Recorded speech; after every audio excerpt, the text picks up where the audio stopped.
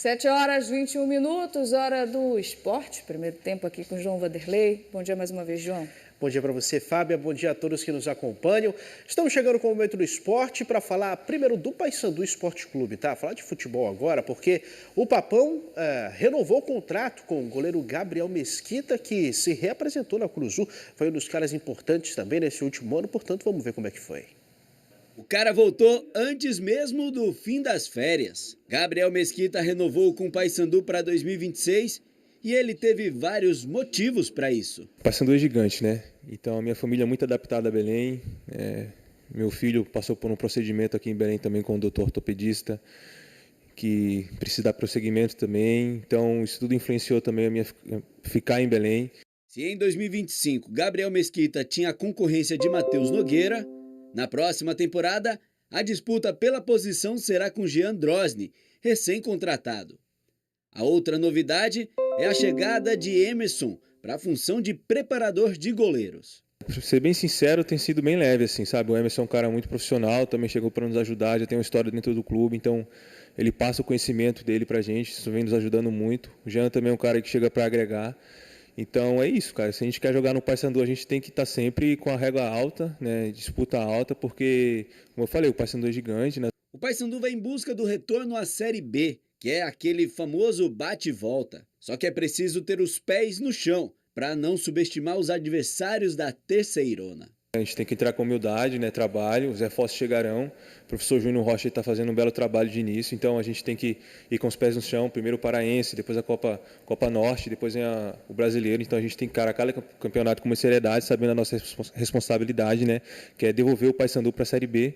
Então esse é o nosso foco para esse ano de 2026. Antes de iniciar a trajetória na Série C, a primeira missão do Paysandu em 2026 será o Campeonato Paraense. Uma novidade para Gabriel Mesquita. Ele não disputou o estadual deste ano, mas já está por dentro das peculiaridades do Parazão. É algo novo, né? Mas a gente se prepara para lidar com as adversidades. A gente sabe que tem algumas viagens que vão para Cametá, por exemplo, que a gente tem que ir de barco, é algo que eu nunca vivenciei. Então a gente vai se preparando para esses cenários para chegar lá e dar o nosso melhor. E para conseguir esse melhor, Gabriel Mesquita espera que a Fiel Bicolor não abandone o time nesse momento difícil. Tem uma frase que eu carrego comigo, que o Paysandu tem muita história e tem torcida para apoiar, e foi isso que a gente vivenciou esse ano mesmo, né, em meio a tantos labores de lutas, o torcedor esteve nos apoiando. Então é importante demais a presença deles em cada jogo do 2026, porque eu creio que o capitão do Paysandu em 2026 vai ser a torcida, né, para nos levar a algo maior, algo melhor, porque eles estão aqui presentes com a gente, vai ser muito difícil ganhar a gente aqui na Curuzu. Esse foi o Gabriel Mesquita, que é um dos poucos remanescentes do Paysandu dessa temporada de 2025, né? O jogador que fica para o próximo ano, esteve jogando no Guarani pelo Campeonato Paulista, jogou estadual por lá em 2025, vai jogar a primeira vez o Campeonato Paraense. Paysandu que vai ter dois goleiros, né? O Jean Drosny, que você está vendo aí na imagem, além do próprio Gabriel, Matheus Nogueira, que foi um dos titulares nessa temporada, acabou saindo, vai jogar, inclusive, lá em São Paulo. E o Paysandu, é interessante pontuar isso. Apesar de tentar renovar o seu elenco, se cerca também de jogadores e também de membros de comissão técnica e de diretoria que já deram um bom resultado para o clube em anos anteriores, né? A gente viu ainda há pouco aí o Emerson, que para mim, pelo menos, foi o último grande goleiro do Paysandu, né? Participou daquela campanha da Série B de 2015, onde o Papão quase subiu para a Série A, terminou na 6ª colocação.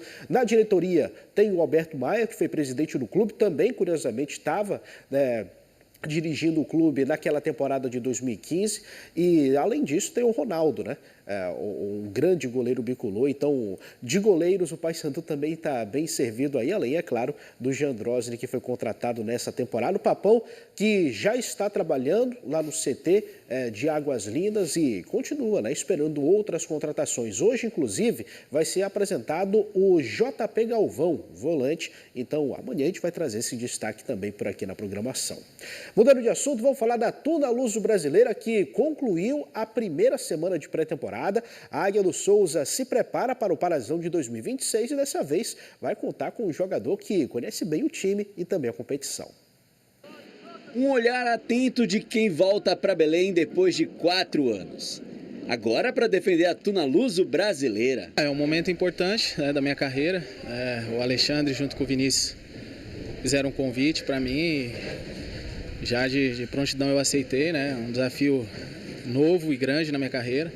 Estou muito feliz de voltar a essa cidade. Eu espero que a gente possa colher bons frutos aí ao decorrer da temporada. A Tuna é uma equipe que Paulinho conhece bem. Quando defendeu o Paysandu em 2021, enfrentou a Lusa 3 vezes no estadual. 2 desses clássicos foram pela final daquele ano, com a Águia Guerreira vencendo o jogo de ida no Souza. A Tuna, né, pelo que a gente acompanha, está sempre brigando ali, né? Estadual principalmente, agora na D também bateu na trave, mas no estadual recentemente, né, ali 23 finalista, né? Eu estava no Paysandu, a gente perdeu o primeiro jogo para eles aqui de 4-2, né? Então a gente sabe que a Tuna sempre monta equipes competitivas, né? Primeira semana de pré-temporada foi para conta aqui na Vila Olímpica da Lusa. É o início de um trabalho que busca coisas maiores em 2026. E esse não é só o desejo de quem está chegando agora, mas também de quem defendeu o clube este ano e ficou com um gostinho de alcançar conquistas com a camisa Cruz Maltina. A gente tem uma expectativa muito grande, né, de repetir um bom desempenho, tanto eu quanto o grupo.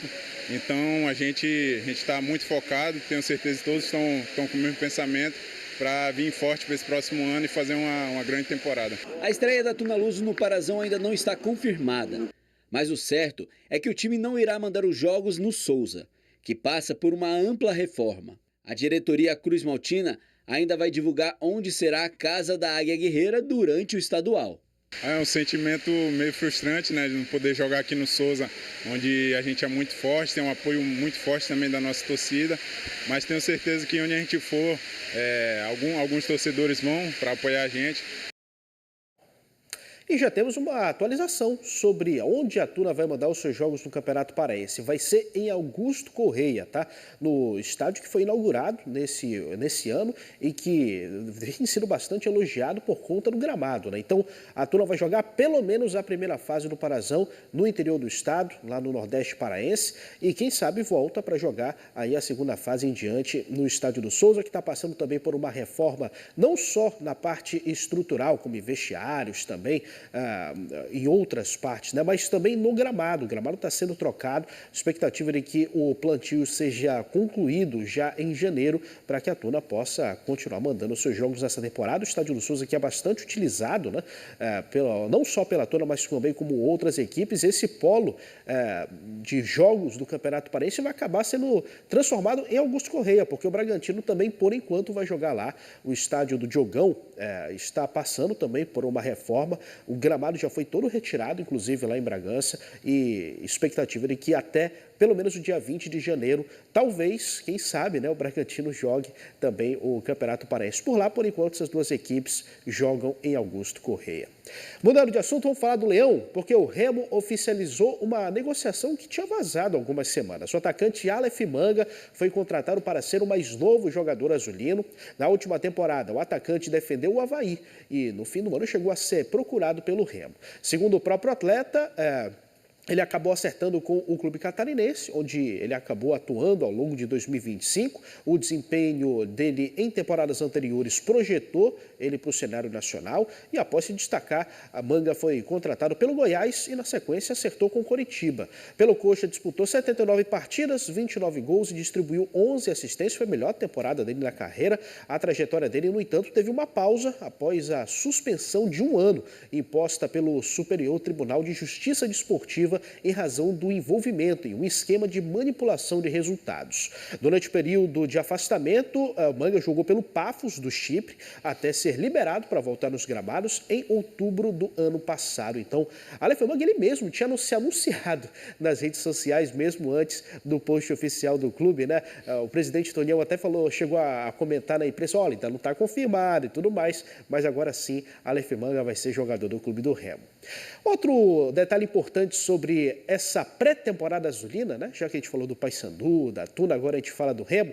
A partir do dia 3 de janeiro, comissão técnica e elenco vão se reunir no CT do Retrô, em Pernambuco, onde permanecem até o dia 17 do mesmo mês, véspera do primeiro jogo oficial da temporada contra o Águia pela Supercopa Grão-Pará. Inclusive, temos imagens aí do CT do Retrô, né? Porque o time paraense decidiu fazer a preparação fora do estado devido às obras no Baenão, e a nota emitida pelo Clube Azulino, inclusive, não menciona o CT do próprio clube, né? O executivo de futebol, Marcos Braz, até chegou a dar entrevista dizendo que a pré-temporada seria em Belém, mas por conta dessas obras que estão sendo feitas no CT de Outeiro e principalmente no Baenão, o clube definiu por sair do estado e utilizar uma das melhores estruturas hoje do Brasil. Atualmente, o Retrô de Pernambuco é um time da Série D, mas tem ambições enormes e por isso investiu em toda essa estrutura para um projeto a longo prazo. Alocado no bairro de Aldeia, no município de Camaragibe, na região metropolitana do Recife, o terreno é destinado à performance dos atletas, tem 16 hectares e dispõe de 9 campos de treino, dentre os quais 5 possuem dimensões oficiais. Além propriamente da área que salta aos olhos, o equipamento também oferece um hotel com 64 quartos, centro de convenções para 1.000 pessoas, salas de aula, departamento médico e físico, academia, piscina, arquibancada e até camarote nos campos de treino. Todo o aparato é avaliado em cerca de 60 milhões de reais, portanto, você que está em casa está vendo aonde o Remo estará nessa primeira parte de janeiro, uma bela estrutura para começar bem aí o ano de 2025. Olha, pelo que eu me recordo aqui, eu acredito que é a primeira vez que o Remo faz uma preparação dessa fora do estado, né? A Remo investindo forte porque a Série A vem aí e vai ser um desafio muito grande, Fábia. Exatamente. Vamos trazer essas atualizações ao longo da próxima semana, dessa primeira semana de 2026 também, com essa pré-temporada. É isso. Primeiro tempo fechado? Primeiro tempo fechado, mas daqui a pouco volto para o segundo para falar sobre outros esportes, tá? Principalmente de vôlei. Tivemos a final do Mundial de Clubes aqui no Mangueirinho, Perugia foi campeão e a APAD venceu mais uma na Superliga B. Opa, representante paraense aí também dando o nome. Obrigada, João. Até daqui a pouco. Até. E veja a seguir.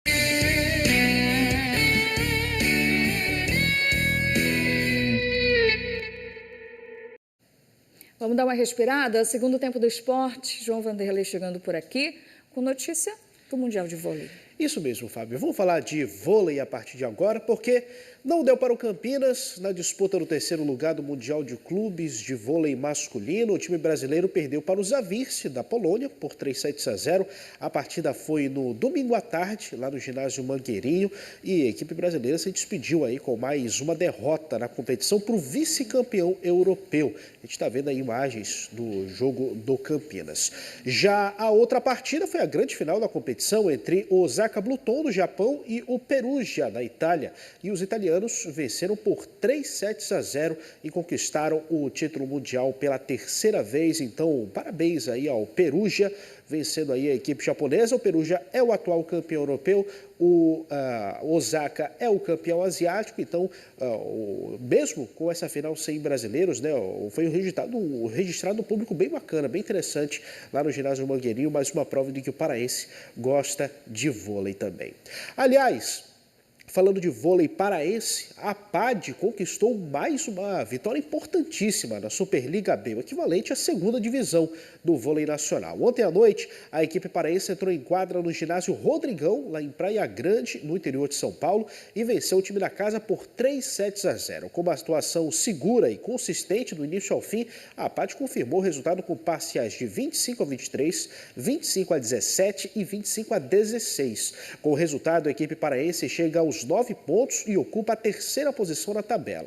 Em 4 jogos disputados até agora, são 3 vitórias e 1 derrota. A campanha começou com uma vitória sobre a América de Natal por 3-0 em Belém. Na sequência, fora de casa, a APAD foi superada pelo Mogi Vôlei pelo mesmo placar. Depois voltou a vencer diante da torcida a bater o Araucária do Paraná por 3-0 e agora confirma mais um triunfo longe de casa contra o Praia Grande. Próximo compromisso da APAD vai ser no dia 7 de janeiro, às 7h30 da noite, contra o Araguari de Minas Gerais, no ginásio da UEPA em Belém. Portanto, bacana demais aí essa vitória da APAD, mais uma grande conquista. A APAD que está no segundo ano da Superliga B. Vamos abrir espaço agora para o futebol com uma notícia que dá orgulho ao paraense. Isso é verdade, Fábio, porque a árbitra paraense Gleica Oliveira Pinheiro, que integra o quadro de arbitragem da CBF desde 2022, vai passar a atuar com o símbolo da FIFA a partir do próximo ano. Vamos ver. Gleica Oliveira Pinheiro, a primeira árbitra paraense a integrar o quadro da FIFA. Isso representa muito para o nosso estado, para mim, pessoalmente, profissionalmente. É uma conquista que lutamos há muito tempo, né, para voltar a ter árbitros internacionais. E hoje, graças a Deus, a gente conseguiu, com muito esforço e mérito de todos, meu também, ingressar ao quadro da FIFA. Eu estou muito feliz e pode ter certeza que essa vitória não é só minha, é de todos, e todo o Pará ganha essa conquista gigante. Uma árbitra FIFA, né, do Pará, do Norte, para o Brasil. Gleica recebeu a notícia na semana passada. A FIFA aumentou o número de árbitras brasileiras no quadro internacional, de 7 para 8. Então, a CBF indicou a paraense para preencher essa vaga, que agora quer se manter na posição por muito tempo. A forma que eu vou encarar esse novo desafio é da mesma forma que eu venho trilhando o meu caminho até hoje, continuando me dedicando aos treinos, aos estudos, principalmente, né, a parte física e mental, porque esses, para mim, são os pilares mais fortes que a gente precisa estar sempre concentrado para que a gente possa fazer grandes jogos. A indicação de Gleica veio em um momento de crescimento do futebol feminino no Brasil. Em 2027, a Copa do Mundo da categoria será realizada aqui no nosso país. A arbitragem brasileira feminina está vivendo um momento muito grande, né? Muitas árbitras estão conquistando seus espaços. Temos aí a Edna, né, mundialista, a Copa do Mundo, trabalhando e conquistando seu espaço e abrindo oportunidade para outras árbitras. E isso é muito, muito, muito enriquecedor para a nossa arbitragem. E com isso eu vejo que o Brasil todo, a arbitragem toda só tem a ganhar, principalmente agora com a Copa do Mundo em 2027, que vai ser aqui no Brasil, vai dar essa oportunidade de visibilidade maior para o nosso país. Atuando em competições estaduais e nacionais, Gleica vai evoluindo na carreira, que começou em 2017. O processo é longo e ela busca inspirar os colegas de profissão. Não desista dos seus sonhos, por mais difíceis que eles sejam. O momento certo, a hora certa vai chegar. Vocês só precisam ter muita resiliência, porque hoje eu cheguei aqui no nível mais alto da arbitragem. Porém, foi muito trabalho, muita resiliência para chegar onde eu estou.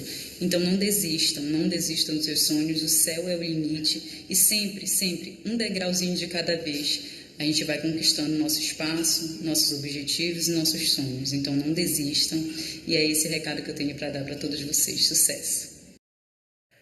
Esse é uma grande conquista para Gleica e também para a arbitragem paraense, porque outros dois paraenses já estiveram no quadro da FIFA, né? O Delson Fernando Freitas e a Bárbara Loyola. O Delson, árbitro, e a Bárbara é uma assistente, mas agora temos a representante paraense atual é a Gleica entre as árbitras, portanto, que faz dela a melhor árbitra hoje do estado do Pará. Uma grande conquista. Parabéns para você, Gleica. Continue trabalhando, porque ainda tem muita coisa boa para vir para você.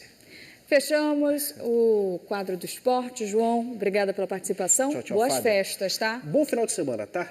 Boa semana. Final de semana para ti. Hoje é segunda.